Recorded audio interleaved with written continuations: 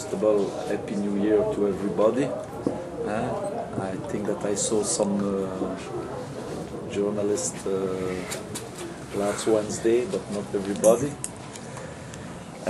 Congratulations to Aalst. Sure, like habit, they don't give up. They attack us really well with a lot of post up, and they bring all the time players like Iliart or Riof, and they match up us, they challenge us really well on that. Now I think it's two keys today. The first one is the rebound. In first half they destroyed us in rebound, especially offensive rebound, and we had so bad turnover. And on that type of game, because for me it's right now with most the three best team in the league, you can't give 6 layups like we gave in first half with bad turnover. And you know, turnover, that's mean easy layup, and that made difference in first half. In second half, okay, we didn't give up. We came back. Maybe our manner to attack was better. We alternate more inside outside with Beguin really well. We attacking Chris Young on the pick and roll. Problem, our percentage of shoot was so bad behind that screen. But when the percentage is bad, we need a moment to change our manner to attack too. And maybe another option, it's more penetration to create and continue sure to alternate with that inside game. If you remember, it was 54-52, and I think we have 3 or 4 options maybe to make the break, and on that moment we lost completely our control. I think that's all. Well, obviously I'm very pleased that we won, and I'd like to start also by, and I told the coach this, congratulating Chalalalala, the club, for making it to the EuroLeague. I think that's just one of the best accomplishments of any club in many years in Belgium, and it's good for all the clubs when one goes that far. So I think we all should be happy that they advanced and represented Belgium as well as they did. As far as today's game goes, I think a lot of times when you have a game like this, we've got off to a pretty good start, and they're the defending champions, and we meet somewhere in the first half of the season. People put too much importance on the game. Of course, it's an exciting game. It's very motivating for all the players and the coaches, but really it's just one game, and a lot of things are going to change as the season progresses. We don't know what our teams are going to look like at the end, as guys are getting hit, injured, or what kind of form we're going to be in, and everything. So sometimes, and of course, they'll have right back when we see them again. So there's a lot of different factors that play into it. But I was happy with the team's intensity and their fight back and their spirit, because when I tried to rest Chris Young at the end of the third quarter, we've really kind of fell apart at that point, and we have to find a way to rest Chris, to give him some minutes, because he does get tired, and I'll have nothing left of him at the end of the season if I have to play him 35 minutes every game. So, but we've had a 3-week break, so we could go a little longer with him. And I wasn't really happy with our defense in the fourth quarter, to be honest. Like Coach said, they missed shots they normally make, and we gave them too many easy open shots. We missed rotations, and we got a little bit too excited maybe, and we were kind of watching the clock instead of guarding our men. So I was disappointed. I think we can really improve on that. But it's a step in the right direction, and it's always a big win when you can. It's always a pleasure to play against them, because not only are they good, but they play basketball the right way. Chalalalala, they don't play dirty. They play very physical, but they play clean. So we always enjoy playing against a team that has quality and class. But obviously, I'm very happy. Same thing last year to Chalalalala. If I don't, maybe you guys remember Jorn. I think he had a game similar to this last year. But Jorn has to now do, and we believe he can, he has to continue to do this game after game.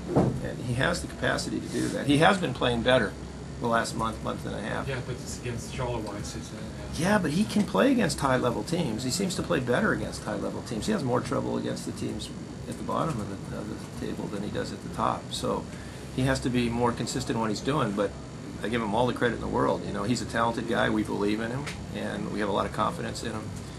And he's a real talent. So, but it's up there anyway. To answer your question, for sure, probably this year it's his best game. Maybe that's what it is. I think that's probably the best way to define it. It's not it doesn't define the season, but maybe it's a confirmation of what we did so far. It wasn't just we played teams when they were down, or we had luck or whatever. Kind of, I think a confirmation is pretty a good word. That at least we have to be respected, I think, as a team. And but our big question is, what do we do? And everybody was focused on this game for so long that now, how do we respond to it? They're used to it. Huh? I mean, they're used to playing big games and having to then play teams that they're expected to beat and play at a high level. Now we have to. I'm very concerned about our game next week against Leuven at home, because that's a typical example of a team that's not used to being on top or towards the top and letting down. So, and this is a big part of the coaching job of psychologically dealing with that factor. But I think that confirmation is a good way to put it.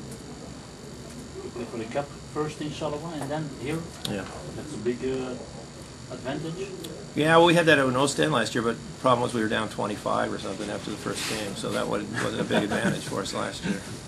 So, on paper it's a big yeah, you'd rather play home the second game, that's right.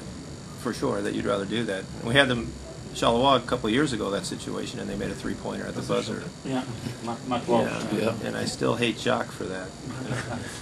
I don't know why. He was there then, so But no, I mean, they make those kind of shots, so that's why they are who they are and what they are. Well, to today's game, before the game, there was a problem with Alex Ruoff. He had really low blood pressure, but we found about it so late we couldn't change the roster, or we may have put Damon in today. The thing is that when you now have 8 players that you can rotate at 7 positions, what I believe is that until a guy is not, if we only had 7 guys and he was one of the 7, then maybe I would have him on the bench and let him play 4 or 5 minutes. But I'm not going to do that when I have 7 healthy guys that can play as much as I need them. So we've said with Damon we want to see him healthy for 2 weeks, playing every practice without any discomfort, and so he gets his rhythm and everything back. And then we're going to use him, and that will be, we've said, against Pippenster in 2 weeks. And then we'll see how he looks, and we'll go from there.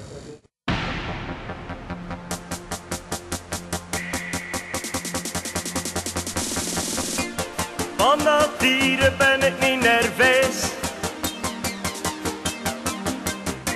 maar kert nog niet voor en dat is creëes. Krijg ik last van vaste love stress, maar ben opgelost als vaste love het is. De laatste stoppen en we staan onderweg. De groeit een dag voor elke nooiste nee. Hey, hey, hey, hey, hey. Ieder zet zijn beste vriendje weg. Hey, hey, hey, hey. Hey, carnavalisten. Zaterdag 12 februari in het Forum, de nacht van Ajoen Music. Vanaf 21 uur met de bekendmaking van de Oosterse Carnaval Top 50 met live optredens van alle bekende carnavalisten. En gratis een Ajoen Music gadget voor de eerste 500 aanwezigen. En wint je gewicht in bier. De nacht van Ajoen Music. Een mega Albi-party met alle Ajoen Music DJ's en partenoes. De nacht van Ajoen Music, 5 eurokes in het Forum, bij Liebaat en bij Antica Tulst. De nacht van Ajoen Music, zaterdag 12 februari in het Forum. Just na ze, wat aan de lunch ter wil, verdikken.